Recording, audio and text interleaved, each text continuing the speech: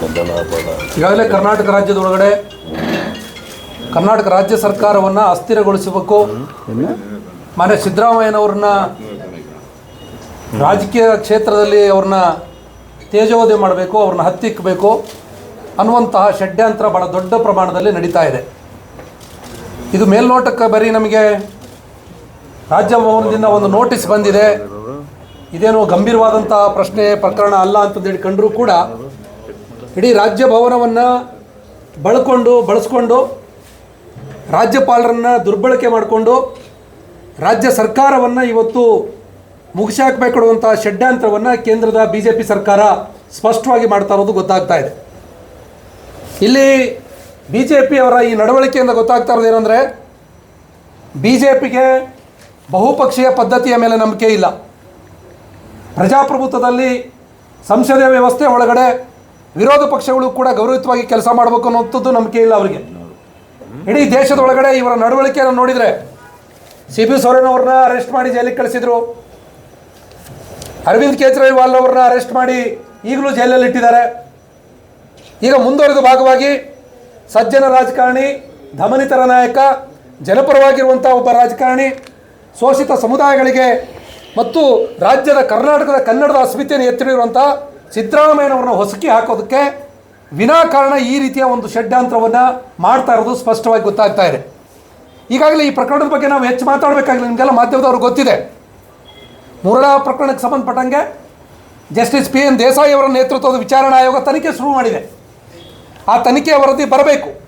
ಆ ತನಿಖೆಯ ವರದಿ ಬಂದ ನಂತರದಲ್ಲಿ ಸಿದ್ದರಾಮಯ್ಯನವರು ಅಥವಾ ಅವರ ಕುಟುಂಬ ಇದರಲ್ಲಿ ಯಾವ ಪ್ರಮಾಣದಲ್ಲಿ ಭಾಗಿಯಾಗಿದ್ದಾರೆ ಅನ್ನುವಂಥದ್ದು ಸತ್ಯಾಸತ್ಯತೆ ಗೊತ್ತಾಗ್ತದೆ.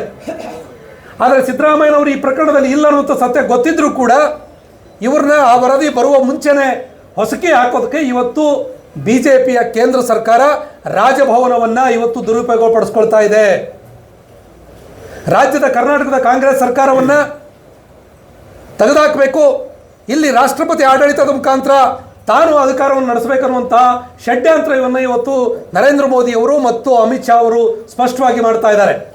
ಹಾಗಾಗಿ ಈ ಪ್ರಕರಣವನ್ನು ದುರುಪಯೋಗ ಮಾಡಿಕೊಳ್ತಾ ಇದ್ದಾರೆ. ಈ ಸರ್ಕಾರವನ್ನು, ರಾಜ್ಯ ಸರ್ಕಾರವನ್ನು ಬೀಳಿಸೋದಕ್ಕೆ ಕೇಂದ್ರ ಸರ್ಕಾರವೇ ನೇರವಾಗಿ ಪಿತೂರಿ ಮಾಡ್ತಾ ಇದೆ ಅನ್ನುವಂಥದ್ದು ಈಗ ಸ್ಪಷ್ಟವಾಗಿ ಗೊತ್ತಾಗ್ತಾ ಇದೆ. ಈ ಸಂದರ್ಭದಲ್ಲಿ ಶೋಷಿತ ಸಮುದಾಯಗಳು SC ST OBC ಮೈನಾರಿಟಿ ಕರ್ನಾಟಕದ ಜನತೆ ನಾವು ನಿರ್ಧಾರ ಮಾಡಿದ್ದೇವೆ, ರಾಜ್ಯ ಸರ್ಕಾರವನ್ನು ಅಸ್ಥಿರಗೊಳಿಸುವ ಅಥವಾ ಸಿದ್ದರಾಮಯ್ಯನವ್ರನ್ನ ತೇಜೋವಧೆ ಮಾಡುವಂತಹ ಕೆಲಸವನ್ನು ಈ ತಕ್ಷಣದಲ್ಲಿ ನಿಲ್ಲಿಸಬೇಕು. ನಿಲ್ಲಿಸದೇ ಇದ್ದರೆ ನಿಮ್ಮ ವಿರುದ್ಧ ಬಲವಾದಂಥ ಚಳವಳಿಯನ್ನು ಕಟ್ತೀವಿ ಅಂತಂದು ಹೇಳಿ ಇವತ್ತು ನಿರ್ಧಾರ ಮಾಡಿ 5ನೇ ತಾರೀಕು ಇಡೀ ರಾಜ್ಯದ ಎಲ್ಲ ಜಿಲ್ಲಾ ಕೇಂದ್ರಗಳಲ್ಲಿ ನಾವು ಪ್ರತಿಭಟನೆಗಳನ್ನು ನಡೆಸೋದಕ್ಕೆ ನಿರ್ಧಾರವನ್ನು ಮಾಡಿದ್ದೇವೆ. ರಾಜ್ಯದ ಎಲ್ಲ ಜಿಲ್ಲೆಗಳಲ್ಲಿ ಈ ಪ್ರತಿಭಟನೆಗಳು ಯಶಸ್ವಿ ಆಗಬೇಕು ಅಂತಂದ್ರೆ ವಿನಂತಿ ಮಾಡ್ತೀವಿ.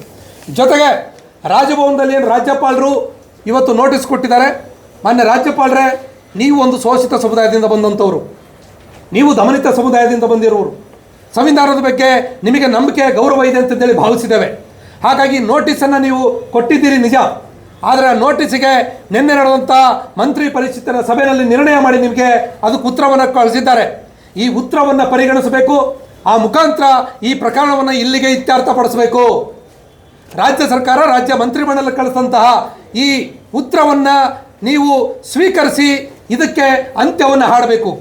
ಅದನ್ನು ಮುಂದುವರೆದು ನೀವೇನಾದರೂ ವಿಚಾರಣೆಗೊಳಪಡಿಸೋದು, ಪ್ರಾಸಿಕ್ಯೂಷನ್ಗೊಳಪಡಿಸೋದು, ಅರೆಸ್ಟ್ ಮಾಡಿಸೋದು, ರಾಜೀನಾಮೆ ಕೇಳುವಂಥದ್ದು ಏನಾದರೂ ಮಾಡ್ತೀರಿ ಅಂತ ಹೇಳಿದರೆ ಸಂವಿಧಾನದ ಮೇಲೆ, ನಿಯಮಗಳ ಮೇಲೆ ನಿಮಗೆ ನಂಬಿಕೆ ಇಲ್ಲ ಅನ್ನೋಂಥದ್ದನ್ನು ನೀವೇ ಇವತ್ತು ಸಾದರಪಡಿಸ್ದಂಗೆ ಆಗ್ತದೆ. ಹಾಗಾಗಿ ರಾಜ್ಯಪಾಲರಿಗೆ ವಿನಂತಿ ಮಾಡ್ತಾ ಇದ್ದೀವಿ, ಯಾವ ಕಾರಣಕ್ಕೂ ಮುಂದುವರಿಬಾರ್ದು ಅನ್ನೋಂಥದ್ದು ಹೇಳ್ತಾ, ಆ ಕಾರಣಕ್ಕಾಗಿ ಅವರು ಮನವಿ ಮಾಡೋದಕ್ಕೆ ಇದೇ ತಿಂಗಳು 7ನೇ ತಾರೀಕು ರಾಜಭವನ ಚಲೋ ಕಾರ್ಯಕ್ರಮವನ್ನು ಹಮ್ಮಿಕೊಂಡಿದ್ದೇವೆ. ನಾಡಿನ SC ST OBC ಡೇಟ್ ಅದನ್ನು ಹೇಳ್ತೀವಿ. 7ನೇ ತಾರೀಕು ಅನ್ನೋಂಥ ಒಂದು ಚರ್ಚೆ ಇದೆ. ನೀವು ಅದನ್ನು ಅಲ್ಲಿಗೆ ನಿಲ್ಲಿಸಬೇಕು. ನಿಲ್ಲಿಸ್ತಾ ಇದ್ದರೆ ಯಾವುದೇ ಸಂದರ್ಭದಲ್ಲಿ ನಾವು ರಾಜಭವನ ಚಲೋವನ್ನು ಮಾಡ್ತೀವಿ.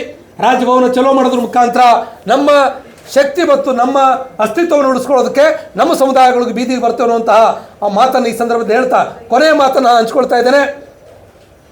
ರಾಜ್ಯ ಸರ್ಕಾರದ ಜೊತೆಗೆ ಈ ನಾಡಿನ ಶೋಷಿತ ಸಮುದಾಯಗಳು ನಿಂತಿರೋ ಕರ್ನಾಟಕಕ್ಕಾಗಿ 36 ಸೀಟುಗಳು ಬಂದಿದ್ದಾವೆ, 136 ಸೀಟುಗಳನ್ನು ಬಂದಿದ್ದಾವೆ. ಇವತ್ತು ಕಾಂಗ್ರೆಸ್ ಪಕ್ಷ ಜನಪರವಾದಂಥ ಕಾರ್ಯಕ್ರಮಗಳನ್ನು ಕೊಡಬೇಕಂತಂದೇಳಿ ಸರ್ಕಾರದ ಜೊತೆಗೆ ನಾವು ನಿಂತಿದ್ದೇವೆ. ಈ ಸರ್ಕಾರವನ್ನು ಅಸ್ಥಿರಗೊಳಿಸೋದಕ್ಕೆ ನೀವು ಪ್ರಯತ್ನ ಮಾಡಿದರೆ ಸಿದ್ದರಾಮಯ್ಯನವರ ಜೊತೆಗೆ ಈ ಸರ್ಕಾರದ ಜೊತೆಗೆ ಈ ಸಮುದಾಯಗಳು ಎಲ್ಲರೂ ಕೂಡ ನಿಲ್ತದೆ. ಮುಂದಿನ ದಿನಗಳಲ್ಲಿ ಆಗುವಂಥ ಅನಾಹುತಗಳಿಗೆ ರಾಜ್ಯ ಸರ್ಕಾರ ಮತ್ತು ಕೇಂದ್ರ ಸರ್ಕಾರ ಕಾರಣ ಆಗ್ತದೆ ಅನ್ನುವಂಥ ಎಚ್ಚರಿಕೆಯನ್ನು ಕೊಡ್ತಾ ಸಿದ್ದರಾಮಯ್ಯನವ್ರನ್ನ ತೇಜೋವಧ ಮಾಡೋದಕ್ಕೆ ಕೇಂದ್ರ ಸರ್ಕಾರ ಮುಂದಾಗಬಾರದು ಅನ್ನುವಂಥ ಅಂಶವನ್ನು ಈ ಸಂದರ್ಭದಲ್ಲಿ ನಿಮ್ಮೊಂದಿಗೆ ಹಂಚ್ಕೊಳ್ತಾ ಇದ್ದೇವೆ. ಧನ್ಯವಾದ.